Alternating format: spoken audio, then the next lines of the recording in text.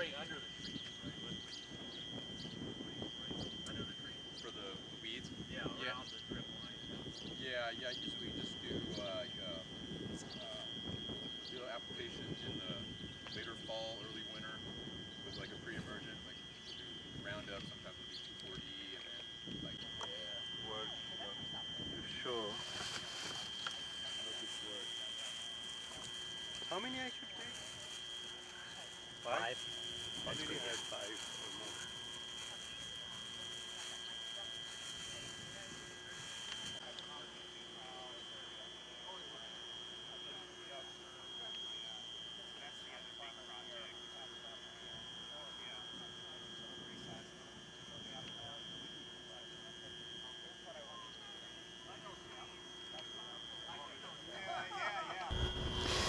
Yeah, just to give you an idea of what we actually grow here, we do the corn, as you can see, and we also do the forage.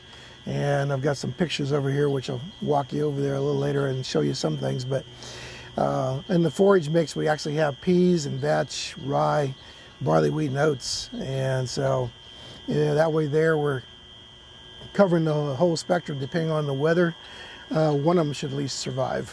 And so if we have really rainy areas or rainy season and the draws that washes out all the rest or whatever, the rye usually comes through and saves the day there. So when you have that broader spectrum, you're just covering your bases better.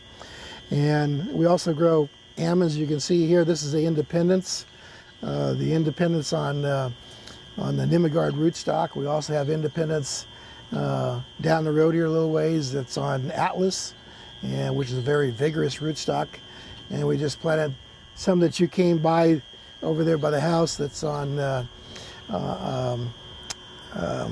Viking, and so we'll see how it does. And so that way we experiment with all the different rootstocks. But on the rootstock, or on the almonds, we work up the ground ahead of time. We rip the ground, of course, to get the penetration and depth. And then we put compost down. We actually do it just on the tree row. If you take the amount per acre, it's 4 tons the acre. But when we do it with a tree row, it's actually putting 20 tons the acre right on the tree row itself. And so that way there, we've got a lot of nutrients. And then we plant everything that we can mechanically. And so the mechanical then builds up the berm, mixes it all up, and that way the trees are planted right into that compost and enriched soil. We go through and just let the trees grow. The first year we'll actually select the scaffolds. We select anywhere from 3 to 6. And then we just tip the trees. And by tipping the trees, we get a year earlier production. And so that works a lot better for us. This last year on the Atlas, it was second leaf, and we got 260 pounds the acre. This year it'll be third leaf. Third leaf here on these here, we had 1,100 pounds the acre. Next year we had 1,800. This last year we had 2,000. Or no, the year before we had 2,089. This last year we had about 2,500 pounds the acre. So it just jumps leaps and bounds every year. We leave just a natural cover crop out there in the orchard. We just mow it down from time to time. When it comes time to harvest, then we'll burn it down and mow it down flat and harvest right into that. And so pruning wise, we really don't do anything. After we get the scaffold set up, it's pretty much just maintaining the tree and getting rid of any broken or dead branches, and that's about it. So, and we have some young walnuts back over here. There's walnuts that are third leaf. They'll be producing this year. It's a small crop, and according to David Dahl, we have the potential of getting, say, up to we're using a central leader pruning method, so you really don't top them. And he said that he thought that we probably would could get up to 600 pounds the acre. And as a result of that method, they found less limb breakage and other problems, and so less problems all the way around.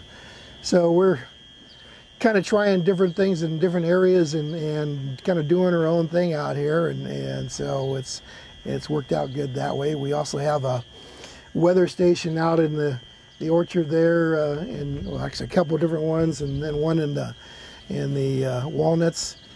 That helps us to determine how much moisture, and gives us rainfall. It tells us, and we can actually call it up on our cell phone. It gives us the temperature, wind, so we know whether we can spray or not, or when to stop. It helps us to determine the amount of irrigation to do, and so there's just a whole lot of advantages to the weather stations. Then with the walnuts, it's on Velatch rootstock, and it's the Chandler variety, and so that gives you an idea of the different crops that we grow, and a little bit about what we do in those. Now with the corn, in the grain, we've been putting compost down every year, and so like last year we did the head of the forage and head of the corn.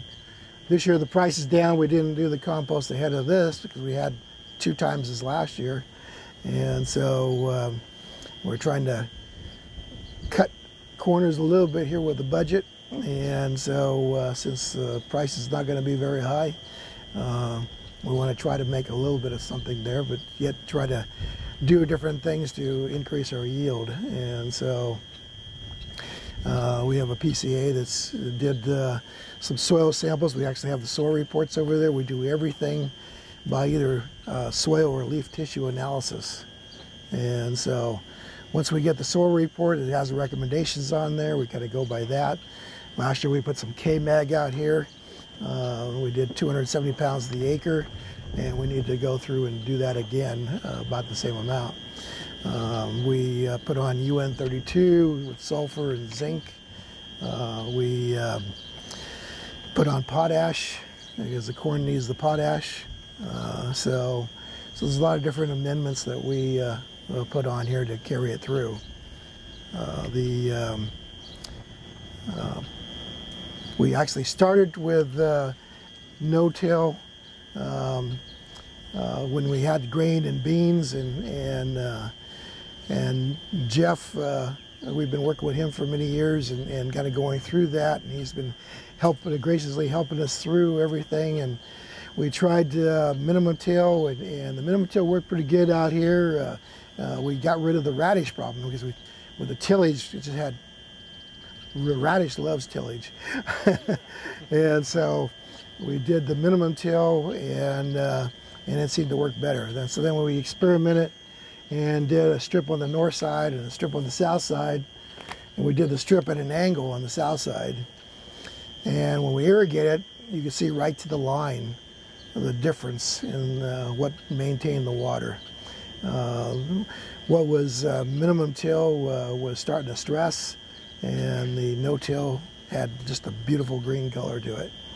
And so it held the better. You didn't have the sunlight hitting on the soil all the time, getting rid of the moisture there. And that makes a big difference. Yeah, we did a couple of years over here on no-till, and then we decided the next year we're going to do no-till on this side. So it was really the 1 year on this side, and we could see the difference. Yeah, and so it made a big difference. You could see, like I said, we did it purposely at an angle. We did about a 30-degree angle across, and you can see right to the line. Yeah. Yes. So overall, was there a difference in water use? No. We're on the pivot here. We can change the water, and I can show you a little bit on that. But we can actually program, and this year we have. And so because there's a strip kind of down right through the middle, north-south, it's a little sandier, and we went out there, and like over here was wet, here's dry, and then back over here it's wet again. And so it was just going right on down. And so we programmed the pivot to go 5/10. Then when it got to a certain point close to that, it went 8/10. And then as soon as it gets past that point, we went back to 5. And then the same thing on the north side. And it just right up. Yeah, that's what it needed. And so that's the real advantage of the pivot. Yeah, and knowing your soils too. You don't have the soil reports go by and the contours of your soil. It's like you can just throw as much stuff as you want, and you'll probably get results, but you're not going to get accurate results. Yeah, what you mentioned about on the problems we had with the pivot to start with, and what you saw when we changed. Oh yeah, on our pivot system, we had different sprinklers on to begin with. They were IWOB sprinklers, and they were putting out a heavier droplet. And a heavier droplet just caused it to bounce right on the ground, caused the ground to just crust and harden over, and so it wasn't penetrating. So we decided to change sprinkler to a super spray sprinkler, and it's a finer, almost mist, but it still has a droplet, but it's smaller. And in turn, that really made a huge difference for it to get down there, get down to the plant, penetrate the soil, and get to where it needs to be. And also, well, it was a couple of years ago, I noticed there's behind each wheel system, there's sprinklers called boom backs, or they come back, and that way they're not getting water right on the wheel and causing a lot of mud around the wheel, or else the pivot would get stuck. And so there was with those, there was a strip I could see going around the field that the boom backs are a finer spray, but with the IWOB sprinkler that were on there at the beginning, you can see that the corn was really stressed with the in between the tire tracks, but with the boom backs being a finer mist spray, the corn looked green and lush and everything, but in between it looked blue and stressed. So once we made that change, it looked more even and uniform, and that made a huge difference. So it's a matter of just kind of experimenting and playing around and see what the crop's doing, and kind of just a matter of just walking the field and looking at the soil and go by the main reports is going by the reports and knowing where the weak areas are at, depending on where it's sandy, where it's clay. It's going to make a big difference what needs to go out there. Yeah, with the IWOBs, but as soon as you turn them on, we were seeing runoff, and we were getting runoff out of the field. And now that we have everything switched over to the super spray, we have absolutely no runoff, and so it's just works a whole lot better. So that was a big difference there, and so with Jeff's help and Neil, who came out and was doing with the weeds, and we just evolved. It was thankful to Jeff as far as giving us planters to start with. It's the experiment there. Where we didn't have that investment at the time, and so that worked out good, so we could check it out, because that was a big investment. But now we do have our own planters. We have a no-till corn planter and a no-till grain planter, and there's pictures of them there, and if anybody wants to see them up and close, we can show them to you with where our shop's at. So, and then the pivot itself is around on the other side right now, but it is running, and so if you want to see it up closer, you can just drive on around later on and take a look at it. But I got a picture over here. It shows like on the end before the corner arm, there's 3 wheels on the tower. Well, that's the boss. That's the boss right there. That controls everything. And so, and out on the corner arm, there's 3 antennas underneath there. One tells where to go forward, the other one tells where to go backwards, and the other one keeps it right over an underground buried cable that creates a magnetic field that it follows. And so now they have them available with GPS, so you could actually use GPS to do it. At the time we did it, that wasn't available, but it works good because, like I said, you can program it different ways. We also can program it to inject, or we can turn on the injection pump, and if we want to change the setting on that, we can do that as well. And so there's a lot of different programming changes you can do, and it works out very well. So if you've got different soil types, you can change the amount of water. And out here we didn't have much of an option otherwise to go. With the rolling hills, we can't flood, and we weren't going to level this thing. It's just way too expensive. Drip is very expensive to install, and so and you would need GPS to know where it's at. And so the pivot was the best answer. And so other than that, yeah, question? How much water are you typically putting on a revolution? We're putting on, like right now we're doing 1/2 inch. Yeah.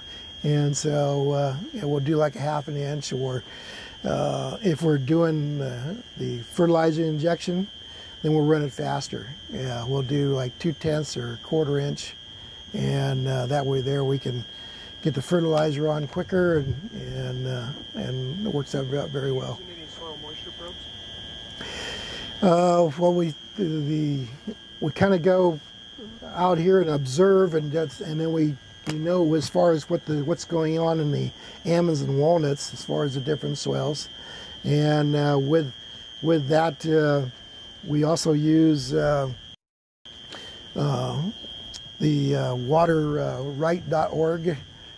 There's a website that you can go to, and you can plug in what kind of a system you have, what sprinklers you have, and it uses Simus, and with that it'll tell you how much water you should be putting on each week according to the past history.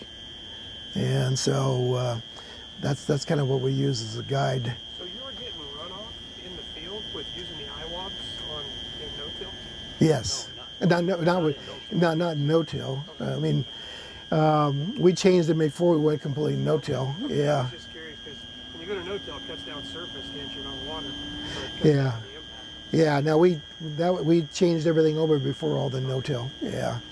And so it was just conventional tillage at that time, and minimum till. We had some minimum till. Daryl, Yes. I have a question, and I want to call everyone's attention to the poster right behind Trevor, and put you guys on the spot here, Trevor and Daryl. All the NRCS people are well familiar with this list here, the four they call the principles of soil health here, and the very first one here, minimizing soil disturbance. That's out there, and there's a lot of literature, a lot of scientific basis for that as being a very sound, robust principle of soil function, improvement in soil health. It's not very much done in California. Lots of permanent crop people reduce disturbance dramatically. But what you have here is a case where Daryl and Trevor have really taken this principle to heart. They've dramatically reduced the disturbance. All they're doing is planting the seed and harvesting the crop. My question to you guys is, in your estimation, in your experience, has your deliberate effort to reduce disturbance of the soil, has that benefited your production system? And if so, how? What are you gaining from this? You want to answer? I think what we're getting out of this, we're not putting so many pieces of equipment out in the field, keeping down on time and labor. You know, that's the biggest thing, because yeah, compaction, that too. Diesel costs for the tractors, and so that's the huge thing right there. And then, like I said before, just helping to build up that soil is the main thing. Keep everything there. And then as far as our weed spectrum, we're not bringing up a lot of different weeds. Corn, we do have we do have nut grass. That's probably the main weed out here with the corn. But before that, when we were doing tillage, there was morning glory, Johnson grass. There was still some nut grass, but mainly now it's just the nut grass, which we sprayed down anyways. The forage, when we were tilling it, main weed was the radish. You can notice that right away with the yellow flower, and it grows just as tall. And I think there was some. What was the other weed out there as far as the forage? Was it just mainly radish? It was mainly radish, yeah. So, not tilling it up now. We're keeping a lot of other weeds down, and same way with the trees too. Either you disc down the middle of the rows or other type of tillage system. We had the problem of a lot of puncture vine coming up, those goat head type of weeds, and I'm sure you guys all experienced that. You get them all into your tires with the tractors and everything, and flat tires and whatnot, and you just walk out there, you get a ton of them on your boots, and now when we don't do anything with the rows, we keep those at bay, and mainly it's just different grasses and other type of weeds, so not the more harmful ones. Yeah, when we plant the forage, we plant it and then we spray Roundup over the top to kill all the weeds and everything before it comes up. And on this here, we just sprayed this last Saturday, right? Friday. Let's see. Saturday. And we use Roundup and Yukon, and the Yukon takes care of the nut grass and any nightshade, and so it works very well. So with that, it eliminates your weed competition. And once you get that done, then you don't have to worry about anything beyond that. Yes. Well, just from what we've observed here is that you're building up all those soil microbes, and they kind of enrich the soil. And actually, when you till it, it looks really pretty, but you're killing everything that's there. And so as a result, you're kind of going backwards. And so with the ripping, it's expensive to do, and it supposedly helps, and we did do ripping out here for a while, and when we did it, it was kind of starting all over again, and it just seemed like we weren't really gaining any ground doing the ripping. Yeah, but I think it will, yes. Yeah, I think it will go away. Yeah, because the roots don't need to go deep.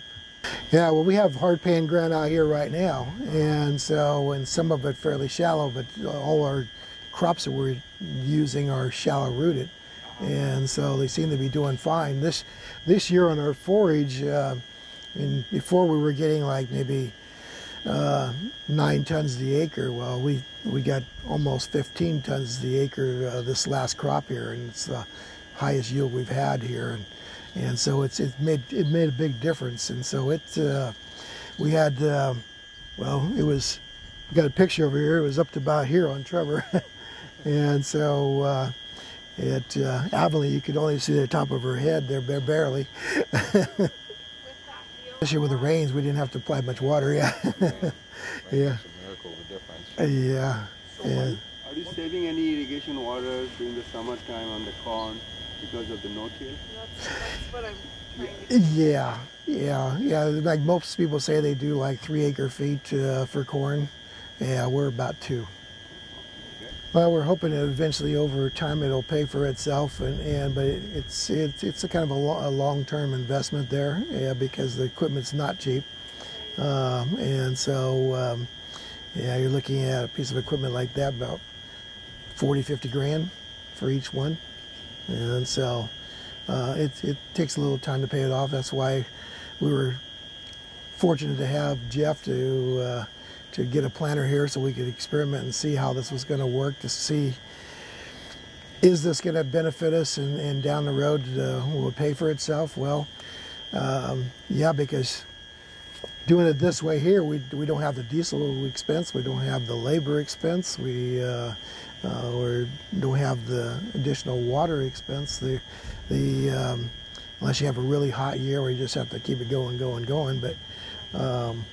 But with it'd be a few years down the road, but yeah, not super long. But I think, what do you think about? Depends on the prices. Depends on the prices. Yeah, like if it's like this year's price, well, it might take a long time.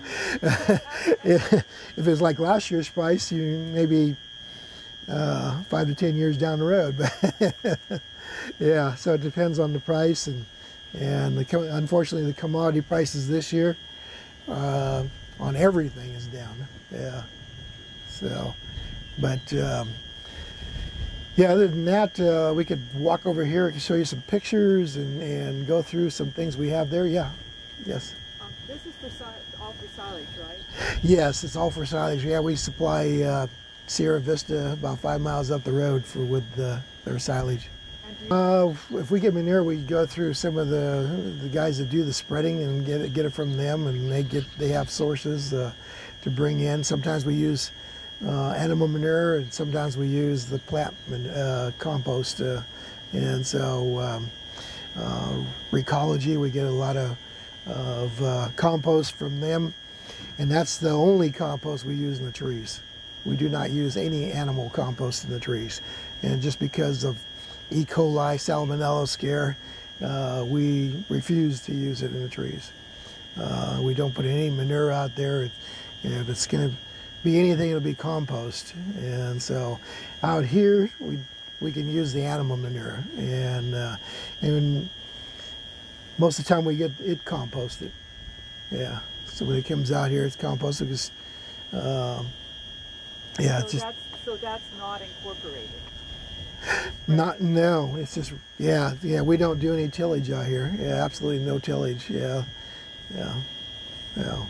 If there's any tillage, it might be because maybe, like for example, when we did spreading of ammonium sulfate on the grain, it was a little wet after some rains, and the trucks, when they went through, made some big ruts out there, so we had to go out there and fill those in, or disc over that area. In your spring silage harvest, this being a wet spring, did you see much surface compaction from the trucks in your silage harvest?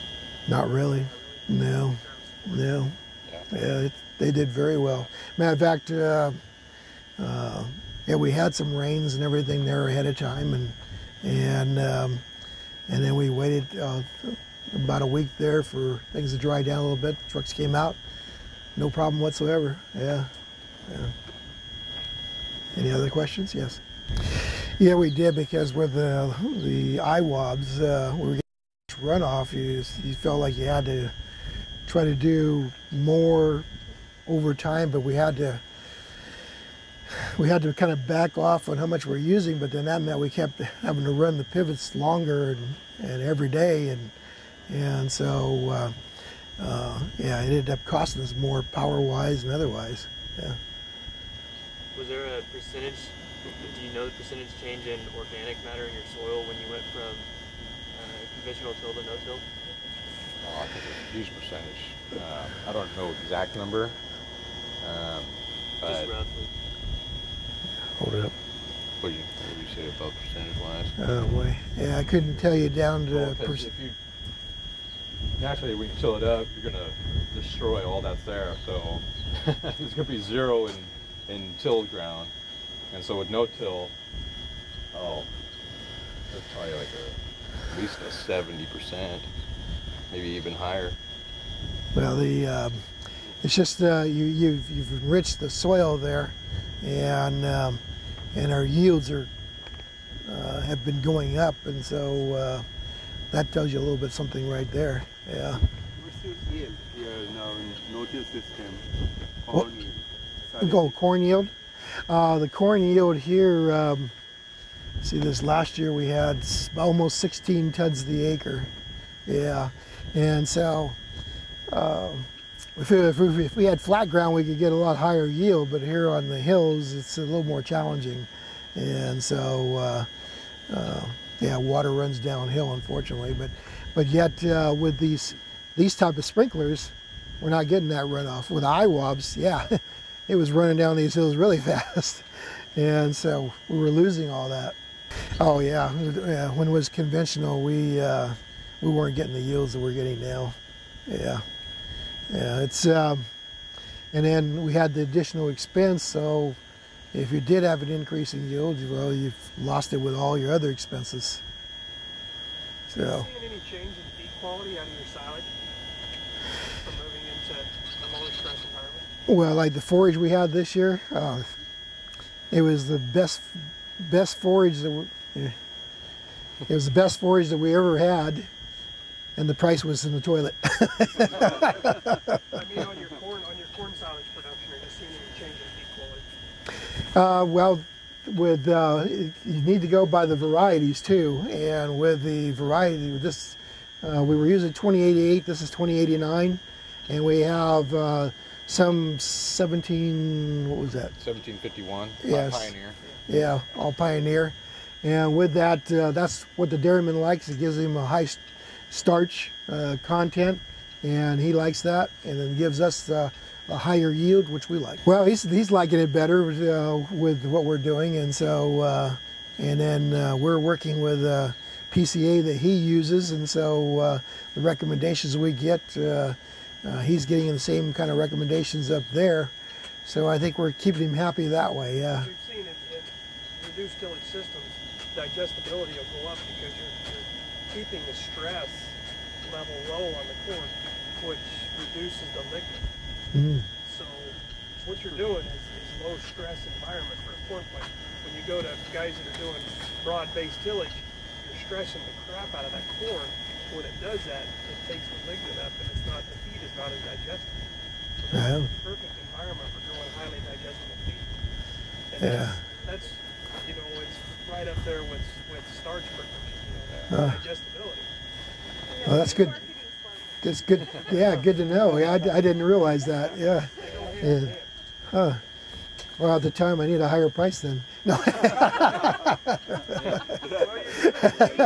than, I mean, you're giving him good starch, but you're also giving him a benefit on digestible feed. Yeah. That's important. Because he has to feed less to get the milk. Yeah.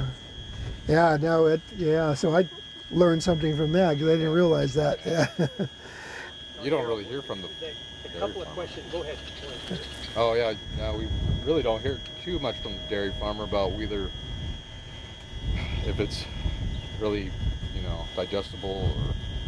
I was just wondering if you're keeping track of your silage tests to kind of see, because that's what we found in strip tillage and stuff. We saw an increase of digestible feed over the system, and it starts, year 2, year 3, and it keeps climbing. Along with everybody always looks at starch, digestibility. Yeah. I mean, it's climbing with it, and you're creating a great place for a corn plant to grow, a great environment. So, I mean, that's just something, just a tidbit. Yeah, he does samples, and we get some of the results back on that there. I'll have to look at it a little closer. I was just thinking a couple of the questions here related to compaction. Mike and Lottie asked, that might be something down the road that could be part of, keeping track of. That might make sense then. Yeah, Over time, to add to the database or something. Yeah. That's right. Yeah. No, I think it definitely helps, and like we kind of saw here, our weed spectrum, like the nutsedge used to be really, really bad, and it's been tapering off over the years. Nightshade used to be bad. We hardly see any nightshade now, and so we're really decreasing the amount of weeds out there. Yeah, because actually they leave corn stalks maybe about so high. Yeah. Interesting. Yeah, if everybody can gather around here, kind of run through this with you. I have a question, Gerald. Like, are you using more herbicide in the no-till system compared to the conventional one? Or the same. Or the same? Yeah, we're using about the same. Yeah, the question was there as far as whether we're using more herbicide. I don't think we're using more. It's probably about the same. what we're doing is instead of doing all the disking to eliminate the weeds, we're just using the herbicides to eliminate the weeds. And so once we do the Roundup before the forage, it pretty much, or after we plant the forage, it pretty well knocks down everything and the grain just grows up and keeps ahead of it. On the corn, we plant it, and if there's a lot of weeds out there before we start, then we might use some Roundup, but otherwise we plant the corn, and then once it's up, we go through and spray, and like you see here, and it knocks down the weeds that way. So it saves on labor and other things there. And then with the pivot too, one thing is that if you go over there by it, you'll see that we have the sprinklers. Well, you can see here with the sprinklers are located fairly high. They're up here. Well, there's an advantage to that. I mean, when we're first doing it here, if you get winds, it'll kind of blow it. So you're probably losing a little bit there. But the advantage overall is when the corn's tall, it washes off all the mites. We've never had to put on any miticide. So it cuts down our expenses that way. So there's advantages to different things, and trial and error over the years, and different things that way. We've learned a little bit, and we've been not afraid of experimenting. And so, matter of fact, Trevor's going to attend a drone class just to see what we can learn on that and see what drones can do for us out here. But you got different things here. You can see the forage.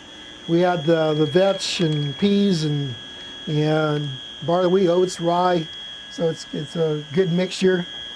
The pivot itself, so we got one for each crop, and so we have a nitrogen management plan for the almonds, the walnuts, and the corn and the forage. So each one's different, and so we work with our PCA to develop that. So it gives us a pre-planning results in the soil, and it tells us exactly what, well, it gives the recommendations down here in the bottom as far as what they feel that we need in the soil to get the best crop.